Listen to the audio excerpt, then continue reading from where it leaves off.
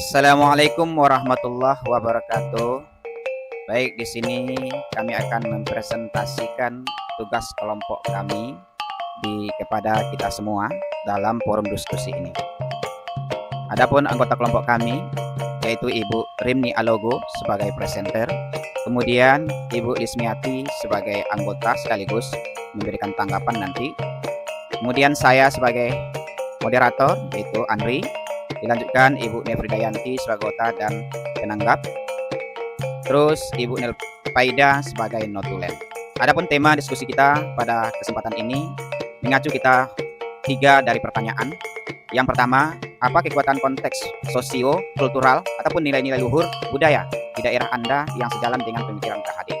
Kedua, bagaimana pemikiran KHD dapat dikontekstualkan sesuai dengan nilai-nilai luhur kearifan budaya daerah asal yang relevan, menjadi penguatan karakter murid sebagai anggota masyarakat pada konteks lokal sosial budaya di daerah Anda. Ketiga, disepakati satu kekuatan pemikiran Ki Hajar Dewantara yang menebalkan laku murid di kelas atau sekolah Anda sesuai dengan konteks lokal sosial budaya di daerah Anda yang dapat diterapkan. Baik, masuk kita kepada poin yang pertama. Apa kekuatan konteks sosio-kultural ataupun nilai-nilai luhur budaya di daerah Anda yang sejalan dengan pemikiran Ki Hajar Dewantara?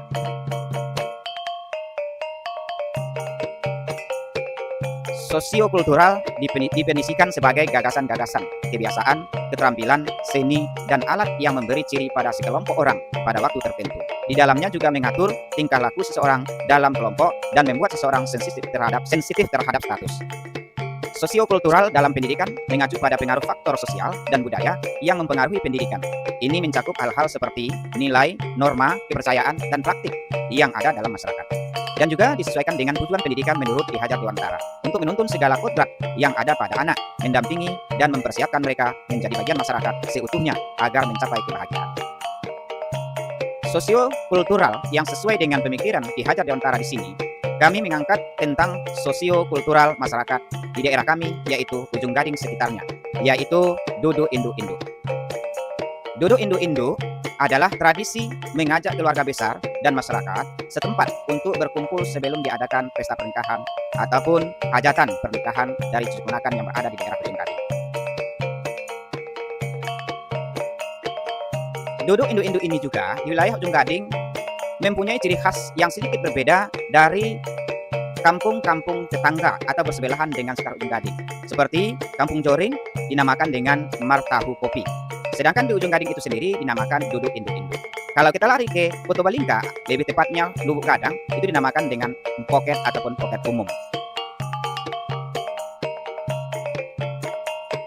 Adapun fungsi daripada Duduk Induk-Induk ini adalah, ini dari tradisi bagi masyarakat secara umum adalah membangun solidaritas antara sanak saudara, warga, masyarakat secara keseluruhan, dan untuk memusyawarahkan secara adat untuk acara pesta perkawinan setelah selesai acara induk-induk.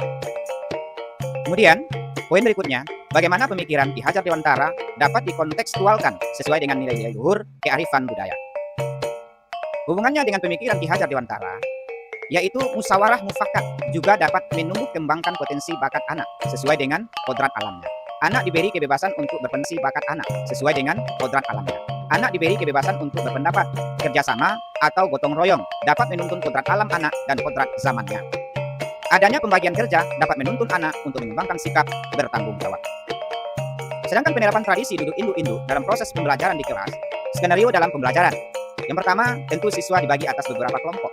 Yang kedua, di dalam kelompok, masing-masing anggotanya mendapatkan peran untuk sosial drama duduk induk-induk. Kemudian yang ketiga, setiap kelompok berdiskusi dan bermain peran proses pelaksanaan duduk induk-induk di dalam kelompok.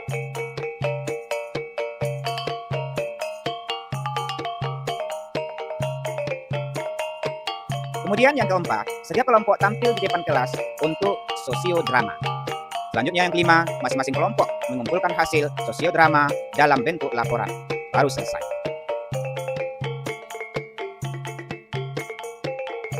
Kita lanjut lagi tentang pembahasan ini. Alasan yang kontekstual mengenai penerapan ide atau gagasan sesuai dengan pemikiran Ki Hajar Dewantara.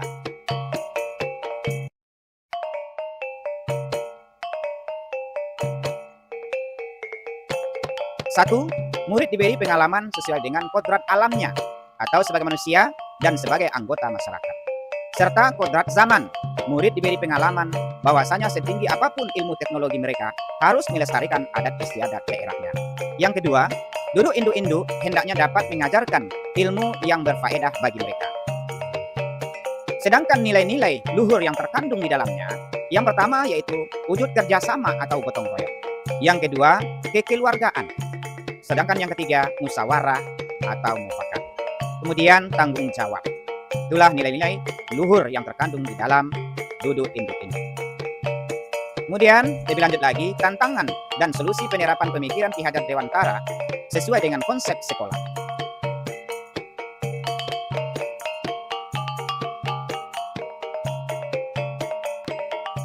Tantangannya adalah, yang pertama di sekolah siswa berasal dari beragam daerah dan suku. Yang kedua, rendahnya minat murid dengan kegiatan yang berbau adat.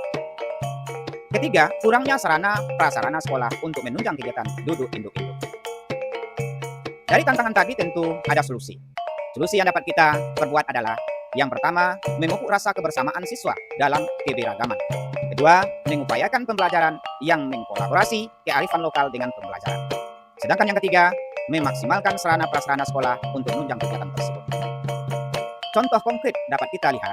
Yang pertama, memupuk rasa kebersamaan siswa dengan kegiatan di sekolah. Misalnya, rutin melakukan gotong royong, melaksanakan sholat berjamaah. Kemudian yang kedua, melestarikan budaya daerah dengan kegiatan di sekolah. Sedangkan yang ketiga, membudayakan hidup bermasyarakat, saling senyum, salam, dan sapa. Mungkin itulah penampilan tugas kelompok kami yang dapat kami susun secara bersama di anggota kelompok 1 ini. Mudah-mudahan kesempurnaan daripada tugas kami ini dapat masukan dan kritikan dari kelompok lainnya. Sekian dari kami. Wabillahi taufiq wal hidayah. Assalamualaikum warahmatullahi wabarakatuh.